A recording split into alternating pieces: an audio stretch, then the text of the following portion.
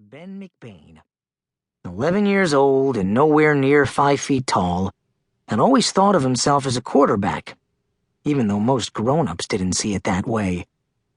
Mostly the grown-ups who had coached him in football so far. It was because they thought he was too small to play quarterback. He got that. He did. Got that he didn't look the part, didn't look like a quarterback to them. Even the ones who had actually taken the time to notice the way he could throw a football before they told him he was going to play another position. Running back, wide receiver, kick returner. Just never quarterback. He kept trying every season, but somebody else always beat him out.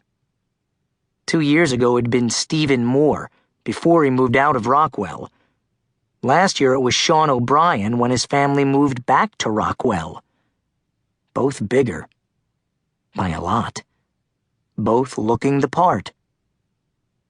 Ben knew in his heart that he had all the skills needed to be a quarterback, not just the arm. More than that, he knew he had the ability to do the one thing that was supposed to count the most in sports.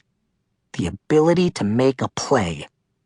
It always came down to that, whether you were playing in the schoolyard at Rockwell Middle School at recess, or in the small park across the street from your house, or even on the real football field behind their school, the field they all called the Rock. Ben still thought of himself as a quarterback, even knowing he was barely big enough to play any position in Pop Warner football, that he was just gonna make the minimum requirement for weight this season in the midget division of the Butler County League for 11-year-olds. The limit was 100 pounds. Ben was 101. He weighed himself every morning to make sure he hadn't dropped a couple while he was sleeping. Sometimes he couldn't help himself. He imagined they'd name the division for him, that he was going to be the midget on his team and in their league. But when he'd say something like that to his dad, Jeff McBain would look at him and say, "So, play bigger, big boy." When it's football season, Ben said, "I just want to be bigger." Of course, his dad was 6'2" and weighed 200 pounds, which is what he'd weighed when he'd been a defensive back at Boston College. It was Ben's mom who was the small one, about 5'2" and half his dad's weight. The family pediatrician, Dr. Freshman, had done all these projections and said that Ben might grow to be 5'8" someday, probably not more than that, making it sound like a good thing. His father liked to joke that Ben lucked out getting his mother's looks, but he got her short legs, too. Size didn't bother Ben in the other sports he played. It didn't. Didn't hold him back or slow him down.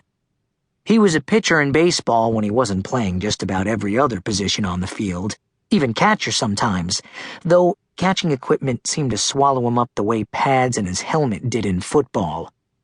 He was a point guard in basketball who could pass like a pro and already knew how to create enough space to get his shot when he wasn't beating guys off the dribble with his speed. And he could always beat people with his speed in football. No worries there. Could do that carrying the ball from the backfield, or catching it, or returning punts and kickoffs. But there wasn't a single day he'd ever played Pop Warner, from the time he started playing in the 3rd grade, that he didn't think he was playing out of position. "I'm trying out for quarterback again," Ben had said to his dad in the car on the way to tryouts. "That's a shocker," his dad had said. "I won't get it," Ben had said. "You don't know that before the tryouts even start." "Yeah, Dad, I do." His dad had dropped him off behind Rockwell Middle School and left, because none of the parents were allowed to watch the tryouts. It was a league rule. Only the coach and the 3 evaluators from the town football committee were allowed to be there. So, Ben was on the field now with 3 dozen kids who'd been separated right away by position. When they asked who wanted to try out for quarterback, only 3 raised their hands. Sean O'Brien, Ben, and a new kid in their grade, Barry Stanton. Ben had